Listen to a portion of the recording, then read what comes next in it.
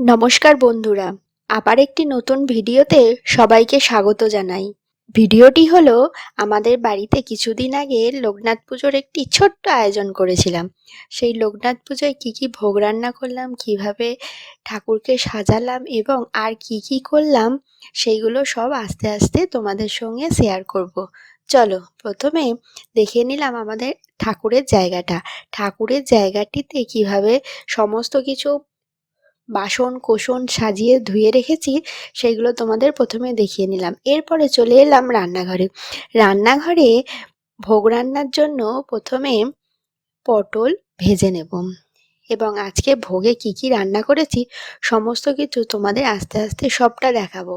এবং তোমাদের এই ভিডিওটি কেমন লাগলো আমাদের সবাইকে কিন্তু কমেন্ট করে জানাবে, ঠিক আছে? আর তোমাদের কাদের বাড়িতে লোকনাথ পুজো হয় সেটাও কিন্তু আমাদের কমেন্টে জানাবে। এই ভোগ রান্নার জন্য আমি কিন্তু কোনো হলুদ ইউজ করিনি, শুধুমাত্র সিন্দুক লবণ ও ডালদা এবং ঘি দিয়ে সমস্ত কিছু ভোগের আয়োজন করেছি। আমার শাশুড়ি মা বলল যে ভোগে কিন্তু হলুদ দিতে নেই, তাই কোনো হলুদ ইউজ করিনি। আস্তে আস্তে পটল এবং তারপরে বেগুনগুলো ভেজে নিলাম। এরপর ওই সাইডে দেখো যে একটা হাঁড়িতে পায়েস বসিয়ে দিয়েছি। এরপর চলো সুজিগুলো করে নেব। সুজিটা আস্তে আস্তে নাড়াচাড়া করে দেখো কি সুন্দর সুজিটা করে নিলাম। তারপর উপরে একটুখানি কাজু কিশমিশ দিয়ে ডেকোরেশন করেছি। এরপর লুচিগুলো ভেজে নেবো আস্তে আস্তে একটা একটা করে। লুচিগুলো সমস্ত কিছু ভাজা হয়ে গেছে। এ দেখো লুচিগুলো কি সুন্দর ভেজে সাজিয়ে গুছিয়ে রেখেছি। এরপর চলো সমস্ত কিছু ডালা ঠাকুরের জন্য রেডি করে নেবো। এরপরে খিচুড়ি বসিয়ে দিলাম আমাদের ঠাকুরের হাঁড়িতে। খিচুড়িটা রান্না করে নেবো খুব সুন্দরভাবে। সমস্ত রকম সবজি, গোবিন্দভোগ চাল, মুগ ডাল দিয়ে খিচুড়ি রান্না করেছি। এই দেখো খিচুড়ির সঙ্গে এদিকে করেছিলাম বেগুন ভাজা, কুমড়ো ভাজা ও পটল ভাজা। ভোগের খিচুড়ি তোমাদের কার কার খেতে ভালো লাগে আর কারা কারা এরকম ভোগে ঠাকুরকে অন্নদান করো সেটাও কিন্তু আমাকে কমেন্টসে জানিও প্লিজ।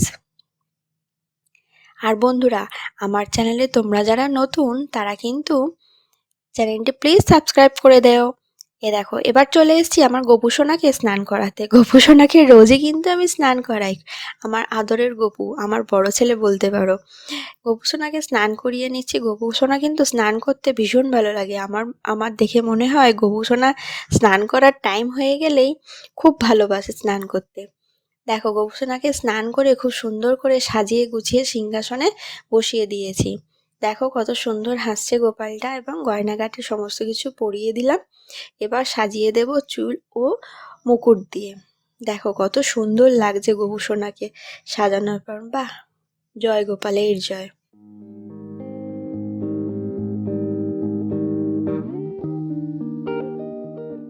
এরপর চলো শিবলিঙ্গটায় একটু জল ঢেলে নেবো। ওম নমঃ শিবায় নমঃ। চলো একটু শিবলিঙ্গে জল ঢেলে শিব ঠাকুরকে একটু স্নান করিয়ে দিলাম।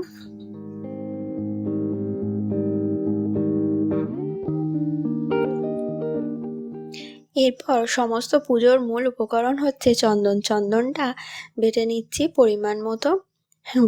চন্দনটা বেটে নিলাম ঠাকুরের জন্য।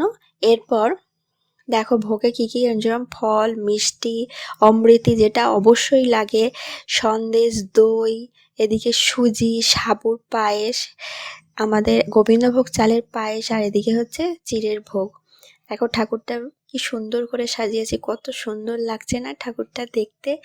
জুঁই ফুলের মালা দিয়ে সাজিয়েছি। তোমাদের কার কার বাড়িতে লোকনাথ পুজো হয় আমাকে জানিও কিন্তু। এরপর দেখো ধূপ মোমবাতি জেলে কত সুন্দরভাবে পুজো রয়েছে। ঠাকুরের সামনে বসে থাকতেই যেন কত ভালো লাগে। পঞ্চপ্রদীপও সাজিয়ে নিয়েছি আরতি করার জন্য। পঞ্চপ্রদীপ দিয়ে আস্তে আস্তে ঠাকুরকে মন প্রাণ দিয়ে আমরা আরতি করে নেব।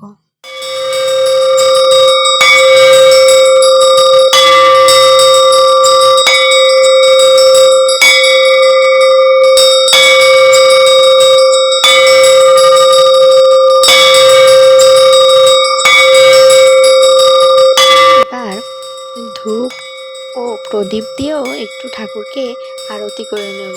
ঠাকুর যাতে সারা বছর আমাদের ভালো রাখে এবং এইদিকে দেখো গোপুসোনাকেও কিন্তু একটু পায়েস ফল মিষ্টি দিয়ে দিয়েছি।